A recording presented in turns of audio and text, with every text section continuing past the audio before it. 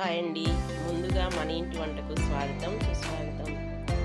ఈరోజు నేను చూపించబోయేది బంగాళదుంప పుదీనాతో వడలు. కావాల్సిన పదార్థాలు: పుదీనా ఒక కట్ట, శనగపిండి ఒక కప్పు, బంగాళదుంపలు 2, ఉల్లిపాయ, అల్లం, పచ్చిమిర్చి, జీలకర్ర, ఉప్పు, కారం. తయారు చేసే విధానం చూపిస్తాను. బంగాళదుంపలు తొక్కు తీసుకొని ఇలా తురుముకోవాలి. బంగాళదుంప తురుముకొని పక్కన పెట్టుకోవాలి.